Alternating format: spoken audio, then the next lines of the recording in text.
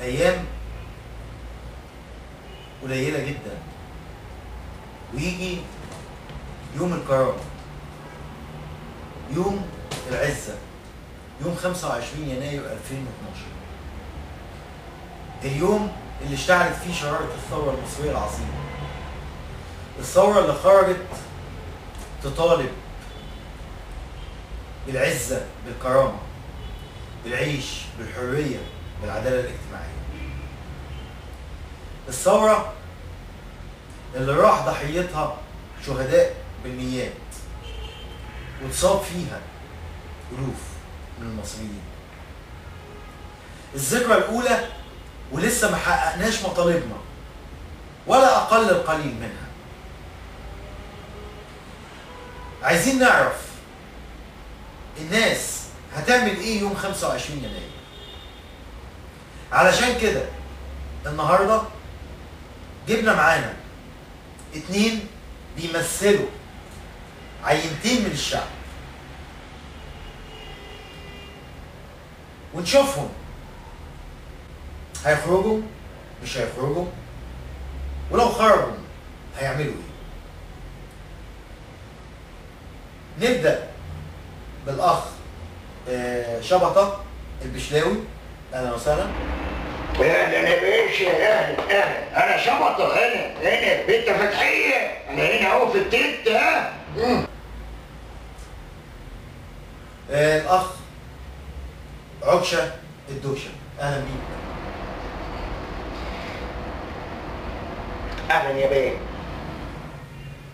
وعلى فكرة الأخ عكشة الدوشة دوت قريب توفيق عكاشة، قناة الفراعين، وهيبقى معانا في حلقات تانية هو برضو الأخ شبطة، علشان عايزين يشرحوا وجهة نظر الدكتور توفيق في الكلام اللي هو بيقوله. المهم ان احنا خلينا في موضوعنا دلوقتي ونسأل الأخ عكشة يوم 25 يناير 2012 هيعمل ايه؟ اتفضل.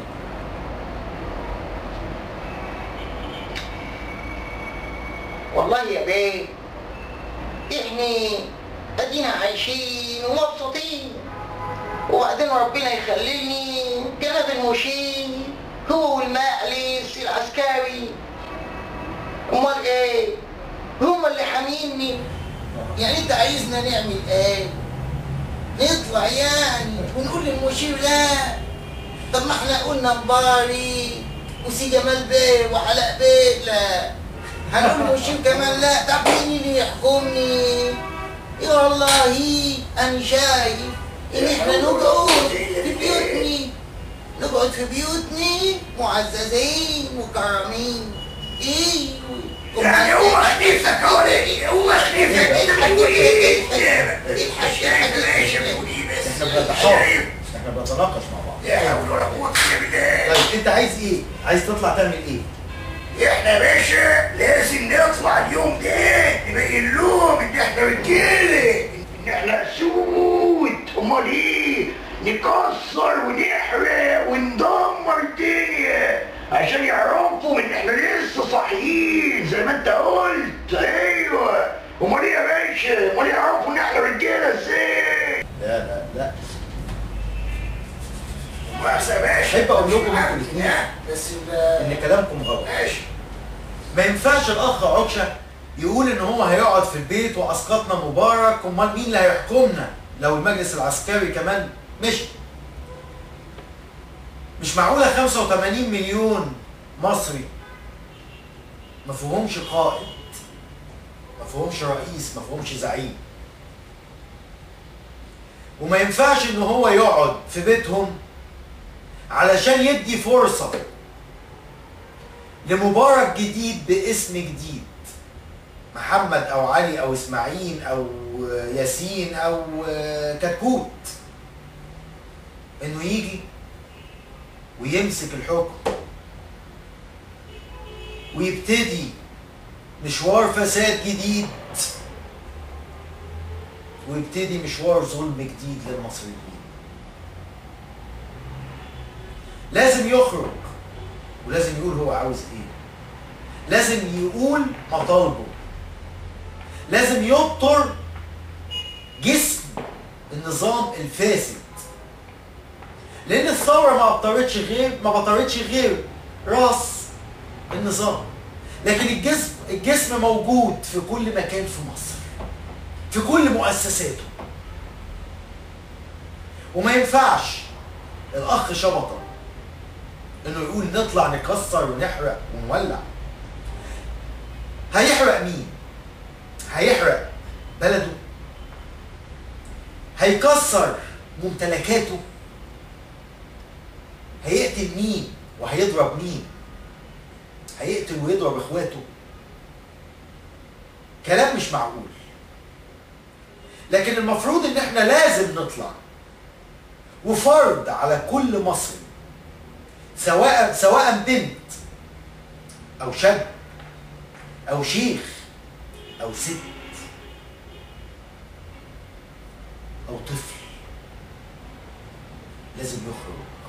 مسلم او مسيحي لازم يخرج، لازم يخرج عشان يثبت للعالم كله وللمجلس العسكري ولجميع التيارات اللي حطت في دماغها ان هي استولت على الثوره بعد ما كان ملهاش اي دور في بدايه الثوره.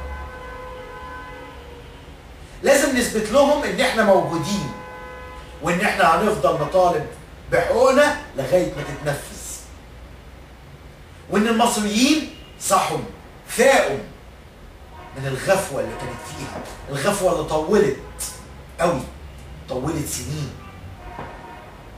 فوقنا ومحدش هيقدر ينصب علينا ولا يسرقنا ولا ينتزع حريتنا مننا. فوقنا، وهنخرج يوم 25 كلنا وهنقول على كل مطالبنا: عيش، حرية، عدالة اجتماعية، كرامة، القصاص. وده أول مطلب، القصاص من قتلة الشهداء، القصاص للمصابين، إعدام مبارك، إعدام الحاشية اللي حواليه. لو عايزين رأيي، أنا لو أطول إني أعدم كل اللي بيقول نسامحه أعدمه، لأنه شريك معاه. خاين لكل مصري، لكل مصاب، لكل شهيد. حتى المصريين الأحياء اللي صابهم مرض السرطان والفشل الكلوي، كل دولت خاين ليهم. عشان كده كلنا هنخرج وهنقول كلمتنا وهنثبت وجودنا. والثورة محدش منا هيسرقها. هنخرج بس بالسلم مش بالدم. هي دي ثورتنا، سلمية لا دموية. فهمت يا اخ عكشة؟ فهمت يا اخ شبطة؟ انت بقى تعالى تعالى يا ولد، تعالى يا ولد، تعالى